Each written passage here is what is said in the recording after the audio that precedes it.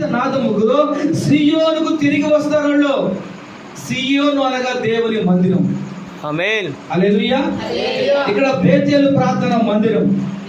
ఈరోజు దేవుని చేత విమోచించబడినటువంటి మనుషులు, జనాంగము, ప్రజలు వాళ్ళు సియోనుకు ఎలా తిరిగి వస్తారు, మందిరానికి ఎలా వస్తారంటే సంతోష నాదముతో మందిరానికి సియోనుకు వస్తారు.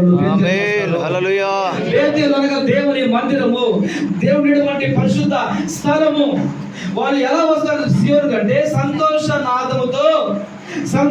నాదముతో సియోనుకు తిరిగి వస్తారు. ఎవరమ్మా వీళ్ళు? దేవుని చేత విమోచించబడ్డ దేవుని బిడ్డలు. వాళ్ళు వస్తారు మందిరానికి.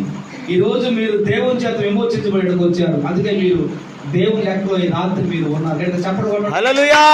స్తోత్రం. చాలా మంది ఉన్నారు ప్రపంచంలో, ఈ నాయుడుపేట గ్రామంలో కూడా, పట్టణంలో కూడా దేవుని చేత విమోచించబడ్డ బిడ్డల మార్గే వాళ్ళు ప్రార్థనకు వస్తారు. ఈ రాత్రి ఆల్రెడీ ప్రార్థనకు వస్తామని చాలా మంది చెప్తారు. నాకైతే చాలా దగ్గర నుంచి వస్తారు ఆ మందిరానికి. మాకు అక్కడికి దాదాపు 6-7 గ్రామాల నుంచి వస్తారు. వాళ్ళు వచ్చేదాకా వస్తాం పాస్టర్ గారు అంటారు. ఆ టయానికి ఇక్కడ రాలేము పాస్టర్ గారు అని చెప్పి చెప్పలేక ఫోన్ స్విచ్ ఆఫ్ చేస్తారు.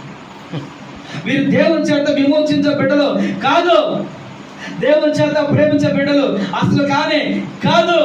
ఎంత వర్షమైనా, ఎన్ని కష్టాలైనా, ఎన్ని నష్టాలైనా, వ్యాధులైనా, బాధలైనా, శ్రమలైనా, ఇరుకులైనా, ఇబ్బందులైనా దేవుడిని విమోచించుంటే సంతోష గానంతో సియోనుకి దేవుని మందిరానికి తిరిగి వస్తావు. ఆమేన్.